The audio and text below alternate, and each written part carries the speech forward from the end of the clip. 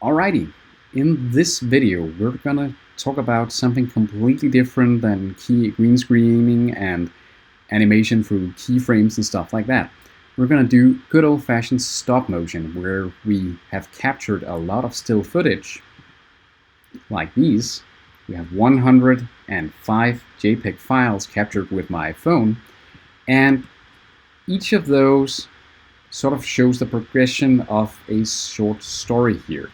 And you can see when I select them all, that's the kind of motion we're gonna create. Now, an important thing is that in Premiere, we can make it interpret all of these files as one complete movie clip, but only if we have them numbered like this, 1, 2, 3, 4, or A, B, C, D, or something like that. And often when you have an image file, it will look more like EMG underscore some kind of random numbering. So what we need to do on a Mac here, you'll need to right click and you will need to rename all of the elements. On Windows, it is basically the same principle.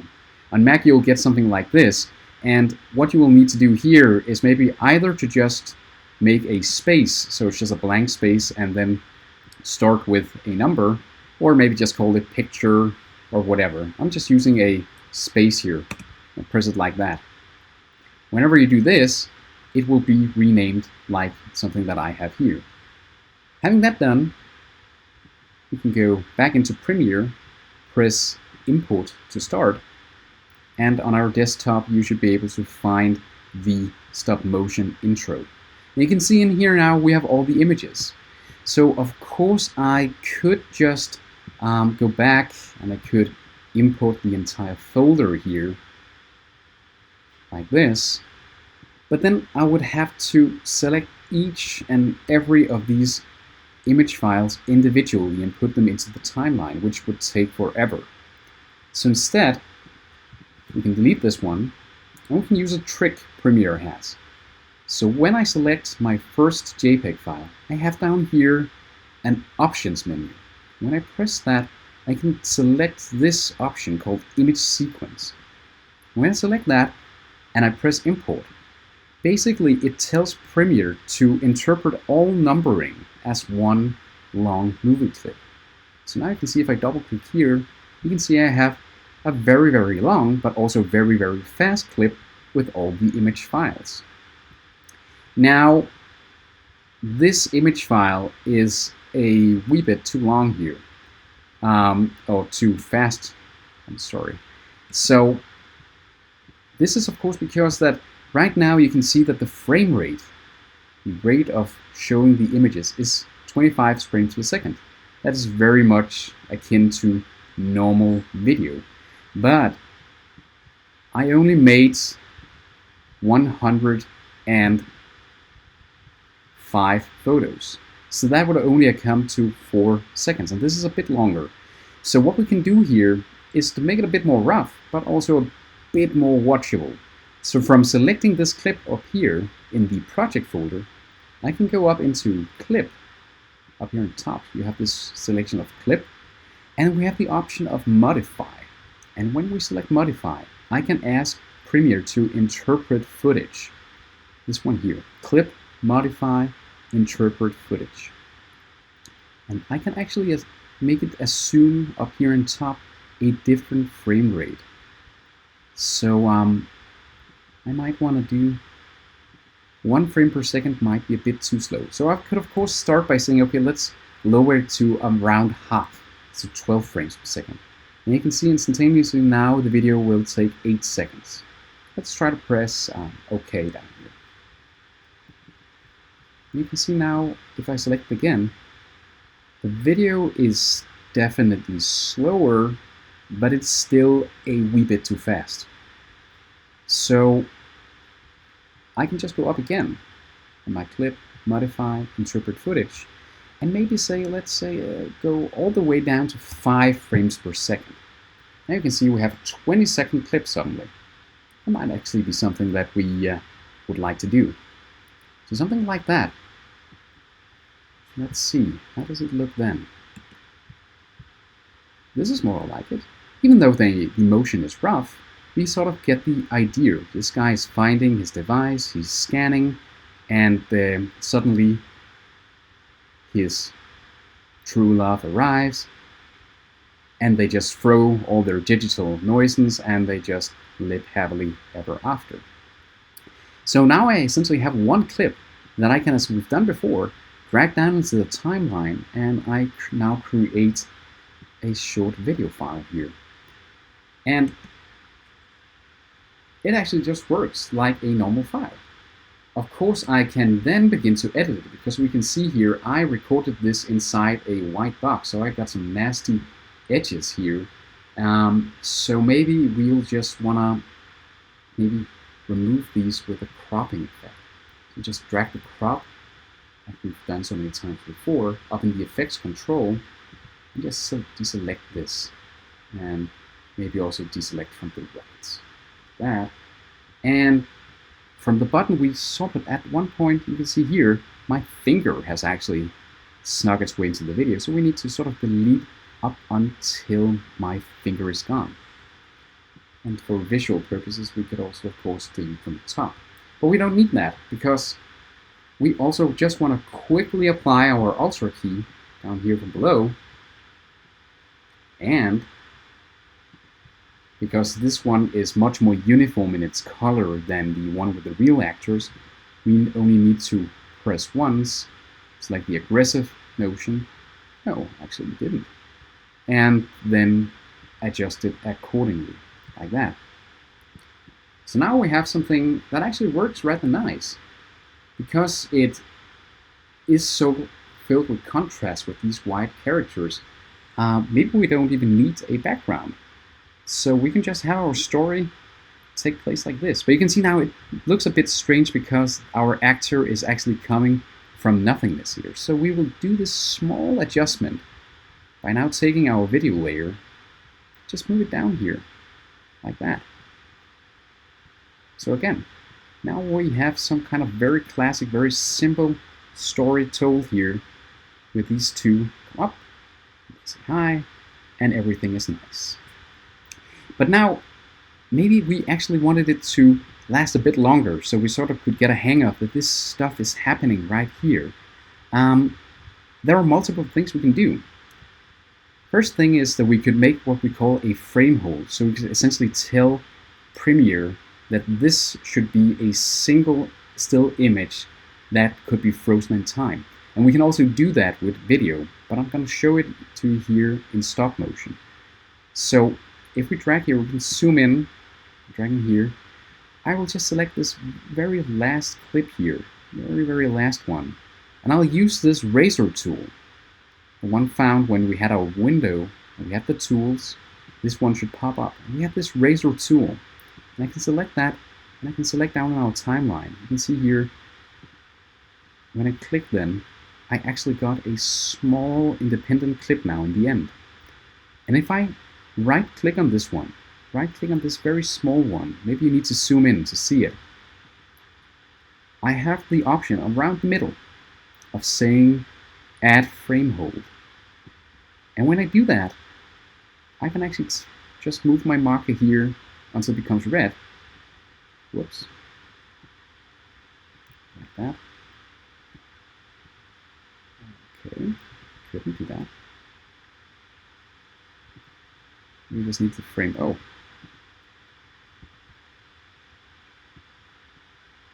Why doesn't it work? Okay. Add frame hold. Let's try that again. Try that again. Maybe it's actually because that I did it wrong the first time. Oh, right. Okay. Now, if it doesn't work, you can right-click, press Frame Hold Options, and then make sure that when you have your frame hold, you see over here, that you have made sure that it is set to sequence timecode, and just press OK. And you can see what I have now is that I actually have a clip that I can extend. So even though the clip here ends over here, they walk towards each other, they throw the phones, they stand and have some motion, we've actually just frozen it in time. So now it is a lot easier for us to, for example, if I wanted to go up here in graphics, wanted to add some text, I could add a text layer. Just wait for the computer to load.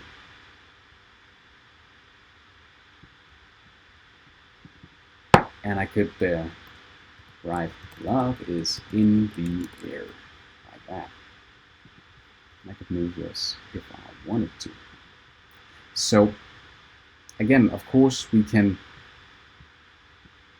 now have this be. You can see it came up here as a graphics element. So I might have this fade in. We had this exponential fade. No, the cross dissolve up here in our effects. And I can add this to this one to sort of have it fade nicely in, like that. I just extended it. So it sort of fades in. Love is in the air, like that. And also make it a shorter fade if I wanted. So like this.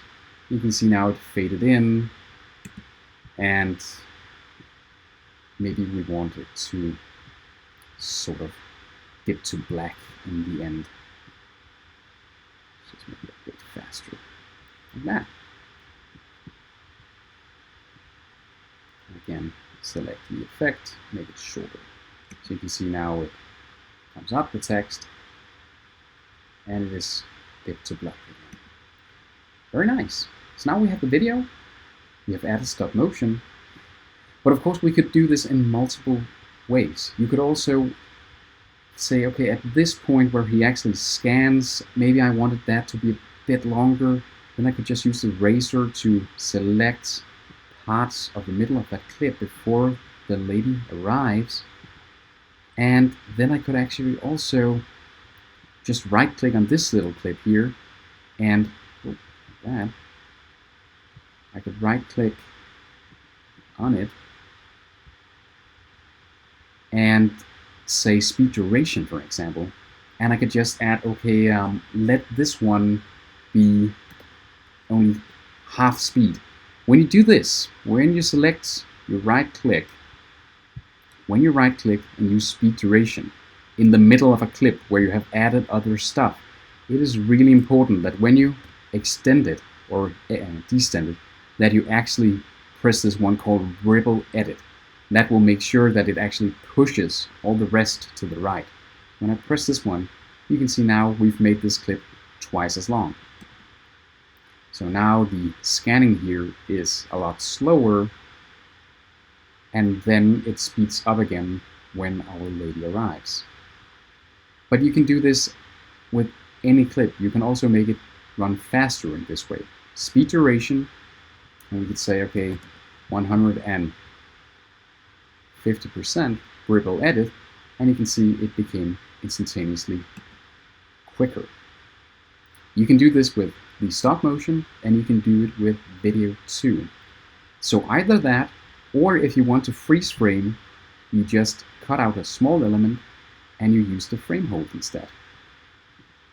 Alrighty, that was the stop motion effect. You can see here we actually don't use as many effects as we do when doing green screening, and often stop motion can be quite effective to simplify what we want to sketch out to some rather nice effect. And of course, if I wanted to, I could find whatever backgrounds I might have on my computer. Maybe I had a background with some still footage here. We have a background, and of course I could do just as we've done before by just selecting all my clips in the timeline and dragging them up on top, and I can add whatever image file that I want into the background layer here. And you can see now we then have all the action taking place here at a station. So you can play around with it. Stop motion, combine it with real-life photos, it might actually work rather nicely. And this goes to show a thing that we haven't added yet to our effects folder, and we will do as the last thing before we end now, And that is the ability to blur stuff. Because it might be nice to actually blur the background a little, because we have these clearly drawn figures. So if I now write blur up in my search panel here in effects, you can see we have the option of blur and sharpen. And I think we should drag these down into our sketching effects, both the blur and the Gaussian blur and the sharpen. We drag them down here into our effects. You can see now if I deselect it up here, you can see we now have the option of blurring also. So what we're going to do is we're going to take the Gaussian blur, we're going to drag that on top of the footage of Nørreport here, and then we can add degrees of blurriness. And you can see that actually works rather nice. We get some context, but we don't get more context than we still have these figurines in focus. And of course, we could select the toggle animation and actually animate how blurry and add a blur effects and stuff like that. But right now, it works rather nice for our little video here. They have some context now. They're meeting at a station. Very nice. And you can see, of course, we could clean up the stuff that comes from the green screen effects and all of that. We could figure out, is it something to do with our Ultra key? What do we actually need to remove? It's probably something, yeah, you can see it's something to do with the shadows, and we can tweak it all. But in the end, now you actually have all the effects. We've added the color keys. We've seen how Ultra keys are often the way to go. We've used crop to adjust and remove elements from the scene. Use corner pins to distort an image, to create vanishing points, to create perspective. Use cross dissolve, dip to black, dip to white, to actually change how we fade in or fade out of a scene. We have the exponential fade to fade out audio. We have blur to change the blurriness of backgrounds or foregrounds, and the flips and sharpens and the vertical to actually change how something becomes sharper, or flips on the horizontal or vertical axis. And again, we made this short stop motion from just making an image sequence from 100 images. Instead of pulling them in manually, just created this clip. We modified the footage, interpreting it, changing the frame rate, and then beginning to edit.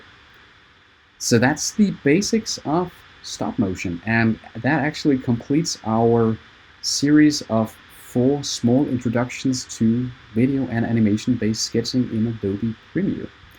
Have fun exploring more methods. Now we've just scratched the surface of what you can do. I urge you to go in and explore your own methods, your own techniques to do this stuff.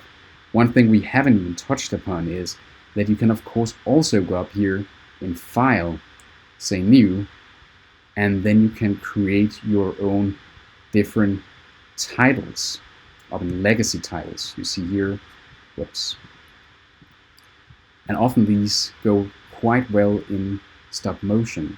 You could say File, New, Legacy title, give it a name, we'll just call it title for now. And you can add both text, but also different shapes. So if I wanted to maybe have a foreground layer here, you could just draw something here and say, okay, it needed to be sort of a table-like color, stuff like that. And you would sort of have this element as something we could drag in, just to give you an idea of what we can actually do when we play with different effects. You can see now they actually have sort of a background here, and we could have tweaked that to have a texture and stuff like that. But again, explore the different aspects. Up in graphics, up in New, you can add all sorts of things. Graphical elements, you can add subtitles. The sky is basically the limit here. But make sure to often save your project and make sure to export the video whenever things become too slow, and maybe just continue to edit the new file so it won't sort of have to render all of the effects at once. Okay, have fun editing.